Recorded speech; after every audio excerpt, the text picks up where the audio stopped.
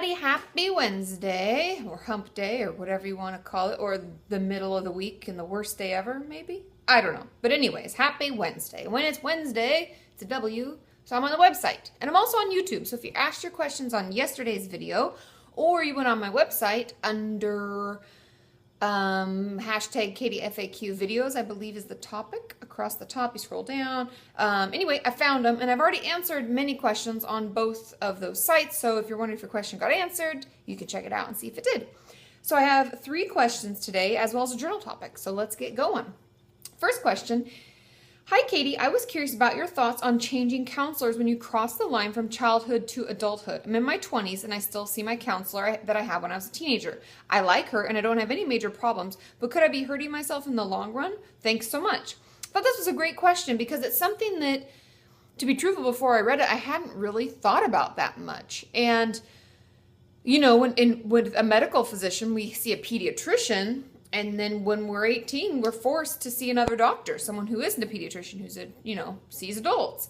And in the psychiatry world, as well as in the therapy world, some of us don't see certain ages. Like, I don't see really little kids. I think the youngest that I've seen would be like 12 or 13. So I see like teens and then older. And some people only see children. So I would say that based on the fact that you still like your counselor, you've been seeing your counselor since you were a teen, if you feel that you're still benefiting from seeing her and you're comfortable talking about adult topics like potential sex life, dating, careers, if you feel that as you grow up and you have different issues and different situations come up, if you can still talk about it and you can still get insight and you feel like you're working through your issues and you're gaining it from her or him, I think you said her, yeah, her, then I would keep going to her. Because it's therapy, if it's talk therapy, it's not like medicine. Like, there aren't different amounts of medicine we're giving you. It's simply how well we're working together and if you feel like you're benefiting from the work we're doing. So that would be your answer, okay? Question number 2. Hey, Katie, I was wondering what your thoughts were on working with children when you have a mental illness, or if there are any rules or limits. I've had my heart set on being a primary teacher for years, but also I have severe depression, anxiety, and self-harm for years, and I'm also in assessment for schizophrenia. I overheard someone saying that someone with these issues would never be allowed near children, but I feel like if I can't teach, then there's no point in me being here or resisting the urges. Help! Thank you so much. I thought this was great, and all these questions, they got a lot of thumbs ups, and that's kind of how I decide which ones to answer. So if there's a question below a video and you really like it, then make sure you give it a thumbs up, because then that will tell me that there are other people who have very similar questions and concerns. When it comes to working with children, and when it comes to getting a job, this is actually one of the topics that I had proposed to Paul for the podcast, because it's something that I know a lot of you worry about. Having a mental illness does not stop us from moving forward in our careers and selecting the career of our choice. There are obviously some careers that are very, very, very specific and have extremely rigid guidelines about that stuff. I know working for the federal government in many ways, especially if you want to do the Navy, the Army, if you want to work for the FBI or the CIA, or you want to be a police officer or a firefighter, I know a lot of those have, I don't know how different they are, but I know a lot of those do have not only mental health testing that we have to go through, like whether we're doing an MMPI or other standardized mental health testing, but they also want to know our history. And that makes sense, because we have to be able, like one of the psychiatrists I work with at one of the eating disorder clinics, her husband was a SEAL, and he had to go through like crazy amounts of psychologically distressing situations and still come out on top to be accepted. So that stuff makes sense. When it comes to being a therapist, when it comes to being a teacher, when it comes to, let's just say any non-federal or any of the careers not like the ones I mentioned, there's no problem. There's no reason why we can't work with children. If we do have schizophrenia and we're floridly psychotic and we are sometimes dangerous, then that would be an issue, and that would be something you'd have to tell your boss or whoever your hiring manager is, because that's something that could potentially cause an issue down the road. As long as you're working on your mental illness, you're getting help for it. You feel like you're moving forward. Your urges are under control. You're not a danger to yourself or people around you. There's nothing to stop you from doing whatever you want to do. Also, when you get a job, they don't have the right to ask you about your mental health past, unless it's because you might endanger yourself or other people in that job, like the police officer, stuff like that.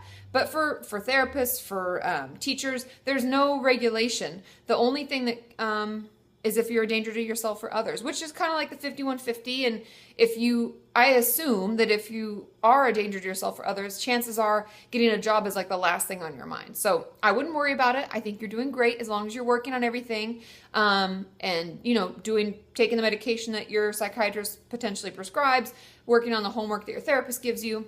I think you're all set. Okay. Question number 3. Everyone wants a piece of my time. Tell me about it. I am self-employed and set my own work hours, so it's easy for me to help others. Every elderly neighbor knows that they can call me to mow grass, clean gutters, take them anywhere, etc. My dad is disabled, so I have to help my mom a lot. And my husband, who was laid off last week, thinks I should be home to be the perfect wife.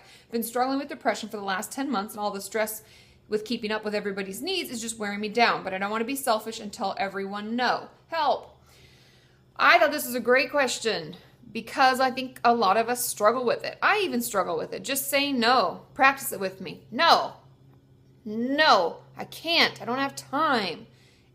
It's hard. And we feel that it makes us selfish, or it makes us rude, or people aren't going to like us because of that, or it's going to be negative in some way. No is taken as negative.